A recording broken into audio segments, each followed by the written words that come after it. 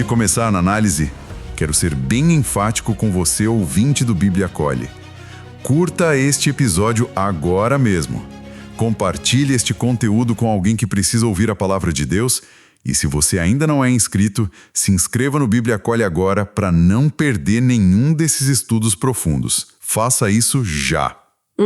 O recado tá dado. Tá dado. Bom, vamos direto ao que interessa, sem rodeios. Hoje o nosso foco profundo é no Evangelho de João, mais especificamente ali no capítulo 8, dos versículos 12 até o 20. E é um texto curtinho, né? Mas de um peso teológico absurdo. Absurdo. Olha, só para a gente ter uma ideia do fluxo, o texto bíblico narra um momento onde Jesus faz uma declaração pública gigantesca. Ele diz que é a luz do mundo. Isso. Aí, claro, ele sofre aquela oposição legalista imediata dos fariseus, né? Eles questionam a validade do testemunho dele. Como sempre, tentando achar uma brecha na lei. Exato. Só que Jesus responde revelando que ele e o Pai são inseparáveis. Ele expõe a cegueira espiritual total dos caras e o mais impressionante para mim, ele está num lugar público, super vigiado e sai ileso. Sai andando tranquilo. Sim, sai andando porque, como a Escritura apresenta, o cronograma da vida dele é regido pela soberania de Deus. Não era a hora. O controle tá todo nas mãos dele. E o versículo 12 já abre isso com uma força muito grande, sabe? A Bíblia diz que Jesus afirma: "Eu sou a luz do mundo. Quem me segue não andará nas trevas. Pelo contrário, terá a luz da vida." É uma frase forte. Muito forte. E não é uma afirmação relativa, né? Ele não diz, eu sou uma luz ou eu tenho pouco de luz. Ele diz que é a luz, a única. É uma afirmação absoluta. Ele está ali oferecendo sabedoria para quem está na ignorância, santidade para a impureza, alegria para quem está dominado pela tristeza. É tudo. E para quem estava ouvindo aquilo na época, o peso bíblico disso era gigantesco. A imagem da luz remete diretamente ao Antigo Testamento. Ah, me explica isso melhor. Como assim? É que, a glória de Deus conduziu o povo naquela nuvem luminosa no deserto, lembra? Tá lá em Êxodo 13, versículos 21 e 22. E tem o Salmo 27 também, logo no comecinho, que diz: "O Senhor é a minha luz e a minha salvação." Caramba, verdade? Então, o texto bíblico mostra que Jesus não estava só criando uma metáfora bonita. Ele estava personificando essa linguagem do Antigo Testamento. É o próprio Deus em ação no meio da humanidade. Nossa, isso muda a perspectiva da cena. Mas tem uma palavra aí no versículo 12 que me chamou muita atenção. Ele diz que quem segue a ele não vai andar nas trevas.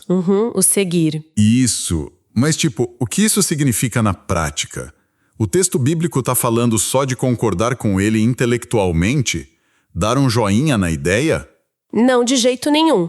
A Bíblia original em grego usa um verbo muito específico aí. O verbo akolousen. Akolousen. Isso. E esse verbo carrega um significado muito profundo de jornada e submissão. Não é um passatempo. Tá, então é mais intenso. Muito mais. Como um soldado seguindo as ordens do seu capitão na guerra. Ou um servo que acompanha e obedece o seu senhor em tudo. Ou até a obediência restrita às leis de um estado. Significa que a vida com Jesus é uma jornada ativa. Entendi. Não é ficar parado esperando a luz clarear as coisas, é caminhar sendo guiado de forma segura para escapar das trevas eternas. Exatamente. Exige movimento, exige compromisso. Legal. Mas aí a gente avança para o versículo 13 e é muito interessante ver a reação dos fariseus, porque eles ouvem essa afirmação cósmica, divina. E o que eles fazem? Eles agem como fiscais de regra. Fiscais da vida alheia, total. Total. Eles atacam a legalidade da coisa. Eles chegam e falam, você dá testemunho de si mesmo. O testemunho que você dá não é verdadeiro. Eles tentam prender Jesus na burocracia, né? Sim. Eu fico pensando, é como se alguém fosse num cartório tentar autenticar a própria assinatura, sabe? Como assim? O cara chega no cartório e fala, não, pode confiar, a assinatura é minha, não preciso de documento provando. Para a mente jurídica ali dos fariseus, um autotestemunho não tem valor nenhum. Eles pensam, quem é você para falar de você mesmo? É uma analogia muito boa, porque de fato, no nível humano, eles estariam certos de desconfiar. Mas Jesus rebate isso nos versículos 14 e 15 de uma forma brilhante. A Escritura apresenta que a defesa dele não se baseia em atestados humanos. Ele puxa a carteirada divina. Basicamente, ele diz que o testemunho dele é verdadeiro por causa da sua origem e do seu destino. A Bíblia mostra ele dizendo: sei de onde vim e para onde vou. Ele veio do céu, então ele é pessoalmente maior que qualquer tribunal deles. O cartório deles ficou pequeno para ele. Ficou minúsculo. E aí no versículo 15, Jesus acerta no ponto fraco deles. Ele diz: vocês julgam segundo a carne. Essa frase dói. Julgam segundo a carne. Dói porque expõe a cegueira espiritual deles, sabe? O texto bíblico mostra que a cosmovisão dos fariseus era totalmente míope, era movida por preconceito humano, por ódio, por lógica puramente terrena. Eles estavam avaliando o próprio Filho de Deus com critérios decaídos. Querer medir o oceano com a régua de plástico, né? Não faz sentido. E aí no versículo 17, o texto bíblico mostra Jesus fazendo uma jogada sensacional. Ele entra no campo legal deles. Ah, sim, quando ele cita a lei. Isso, ele fala: na lei de vocês está escrito que o testemunho de 2 pessoas é verdadeiro. Ele usa a própria lei de Moisés para encurralar os caras. Mas me tira uma dúvida. Como Jesus satisfaz essa exigência legal dentro do texto bíblico? Porque ele está ali fisicamente sozinho debatendo com eles. Fisicamente ele parece sozinho, mas teologicamente ele não está. E aí que a gente vai para o versículo 18. A Bíblia diz que Jesus aponta a si mesmo como a primeira testemunha e o Pai que o enviou como a segunda testemunha. Uau! Isso prova que ele não é um aventureiro, entende? Ele não entrou na história sem credenciais ou como um impostor. Ele faz as obras de Deus, ele fala as palavras de Deus. O texto mostra que a essência e a vontade dele estão em perfeita harmonia com o Pai lá do céu.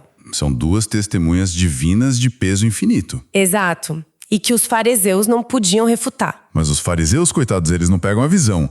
O nível de cegueira é tão grande que no versículo 19 rola uma ironia trágica. Eles perguntam: onde está o seu pai? Nossa, essa pergunta chega a ser triste, né? Tinha acabado de falar. Eles devem ter olhado em volta procurando um pai terreno. Tipo, cadê José? Ou algum rabino mais velho que fosse o validador humano dele ali no pátio. Eles não tinham a menor ideia de com quem estavam falando. E a resposta de Jesus é super contundente. A Escritura apresenta Jesus dizendo: vocês não conhecem a mim e não conhecem o meu Pai. É uma sentença dura. Muito dura. Mas ensina uma verdade espiritual profundíssima aqui. O texto bíblico deixa claro que é absolutamente impossível conhecer verdadeiramente a Deus a não ser através de Jesus. A gente pode dizer que Jesus é a exegese do Pai. Pera, a exegese. Tipo a explicação? Isso. Exegese é quando você extrai o sentido, quando você traduz algo complexo para algo compreensível. Quem vê Jesus, vê o Pai. Ele traduz a glória de Deus em termos que a gente consegue enxergar. Ah, que incrível! Então rejeitar a Jesus, que é a luz, significa que eles estavam no escuro em relação ao próprio Deus que eles diziam servir. Exatamente. Rejeitar a luz, que é Cristo, é o atestado definitivo de que essas autoridades religiosas não conheciam a Deus. Era tudo religiosidade vazia. Nossa, faz todo sentido. E tem um detalhe de cenário aqui que a gente não pode pular. No versículo 20, o texto bíblico revela o lugar exato onde Jesus proferiu essas palavras. Ah, o local é muito importante. Sim, a Bíblia diz que foi perto da caixa de ofertas, o famoso gasofilácio. Isso, o gasofilácio. E pelo que a gente estuda, essa era uma área de segurança máxima no templo, não era? Era cheio de guardas, cheio de autoridades, dinheiro rolando solto. Ele estava num lugar público e totalmente vulnerável aos inimigos dele. Ele literalmente cutucou a onça com a vara curta no quintal da onça. No meio do território inimigo. E a pergunta implícita que grita na nossa cabeça é: por que ninguém prendeu ele ali mesmo? Era só dar um sinal para os guardas do templo. E a resposta a essa pergunta é o clímax dessa passagem. A própria Bíblia responde no final do versículo 20, porque ainda não havia chegado a sua hora. Que peso! É um comentário teológico maravilhoso do apóstolo João. O Filho de Deus não era uma vítima indefesa das circunstâncias, sabe? Não era um acaso político. Não. A prisão dele, todo julgamento injusto, a cruz, Nada disso iria acontecer só pela fúria ou pelo capricho dos fariseus. Tudo isso ocorreria apenas no cronograma perfeitamente soberano de Deus. Jesus descansa na vontade do Pai. Ninguém toca nele antes da hora marcada no relógio de Deus. Caramba, eu fico surpreso toda vez que leio isso. É uma soberania palpável. E quando a gente olha para essa unidade literária toda que a gente acabou de analisar, versículo 12 ao 20, quais seriam as lições centrais para quem está ouvindo a gente agora? Olha, a grande lição espiritual aqui é que aquele que ouve o ensino de Jesus hoje não pode ficar neutro. Não tem meio termo. Ou você segue ou você fica nas trevas. Exato. Ou a pessoa continua julgando as coisas segundo a carne e permanece nessa escuridão fria de ignorância espiritual, achando que as suas regrinhas humanas são suficientes, ou ela se rende à palavra. Ela passa a caminhar com esse guia seguro, porque o mistério do reino, essa luz, foi revelada justamente para que a gente não tropece mais nas trevas. Perfeito. É muito claro no texto bíblico. E para você, ouvinte, eu quero encerrar essa nossa análise deixando uma provocação bem direta para a sua reflexão pessoal. Pense no seguinte: se a luz reveladora de Jesus tira todas as máscaras, todos os disfarces e mostra as coisas exatamente como elas de fato são, que áreas da nossa vida a gente ainda está tentando esconder na sombra? É uma boa pergunta. Porque do que a gente tem medo? Por que não deixar essa luz brilhar de uma vez por todas em nós e nos curar completamente? Pense nisso. Deixa a luz entrar. É isso. E agora, repito com a mesma ênfase. Não se esqueça de curtir este estudo, compartilhar esta verdade bíblica com seus irmãos e se inscrever no Bíblia Acolhe. Isso fortalece este ministério e nos ajuda a levar a palavra ainda mais longe. Faça isso agora mesmo. Texto e produção Douglas Vieira. Música de Sergio Prosverini por Pixabay. Faixa Snowy Peaks. Bibliografia. Comentários expositivos Hernandes Dias Lopes, editora Agnos. Comentário bíblico Matthew Henry, editora CPAD. Antigo e Novo Testamento interpretado versículo por versículo Russell Norman Champlin, editora Agnos. Charles Spurgeon, Os Tesouros de Davi, editora CPAD.